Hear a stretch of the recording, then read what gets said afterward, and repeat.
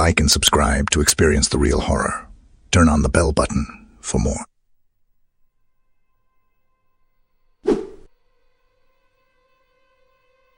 I was never one to believe in the supernatural.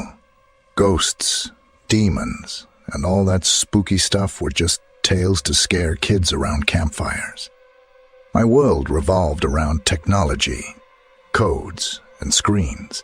That is, until I stumbled upon a dark corner of the internet that would change everything. It all started innocently enough.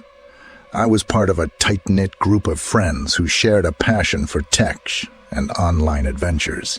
We called ourselves the Code Breakers.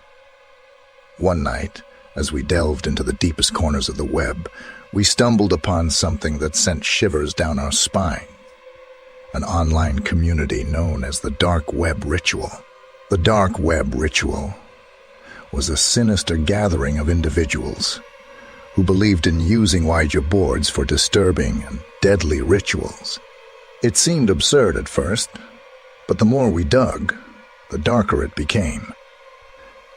The community had its own encrypted forums, live streams, and members who shared stories that defied belief.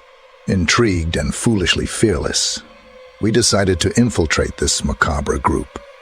Our curiosity got the better of us, and we created anonymous accounts to gain access to their hidden streams.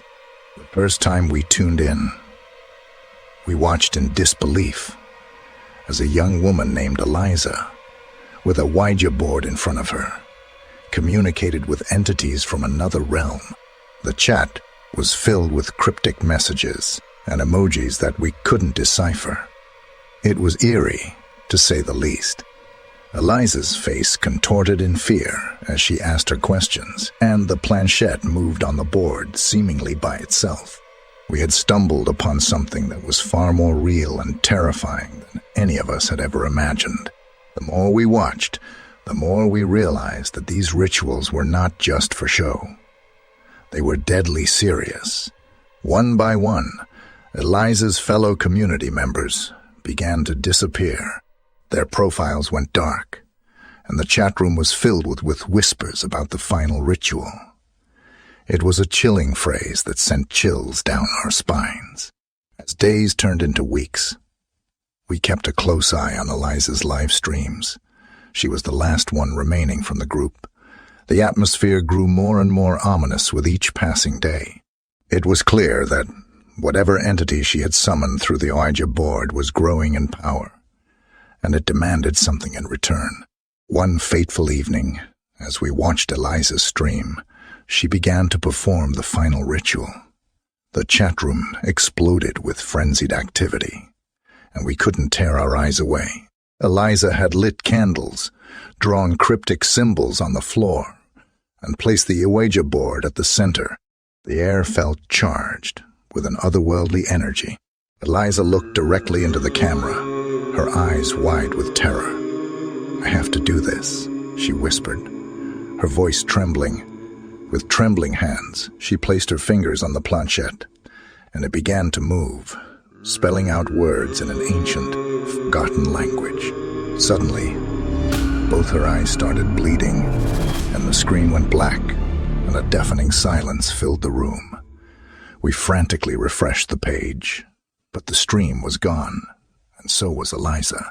We were left in a state of shock, our hearts pounding in our chests. Over the next few days, we tried to trace Eliza's digital footprint, but it was as if she had vanished from the face of the earth. We couldn't find a trace of her online or offline. It was as if she had become a ghost, a victim of the dark forces she had unwittingly unleashed. Fear gripped our group, and we decided to go our separate ways, shutting down our online presence to escape the horrors we had witnessed. We hoped that by disconnecting from the digital world, we could escape the shadows that now seemed to haunt us. But the story doesn't end there. One by one, my friends began to disappear, just like the members of the Dark Web Ritual community. Their social media profiles went dark, their phones went unanswered, and their homes were empty. I was the last one remaining, Desperation and fear consumed me as I tried to uncover the truth behind their disappearances. I revisited the dark web ritual forums, hoping to find a clue that could lead me to them.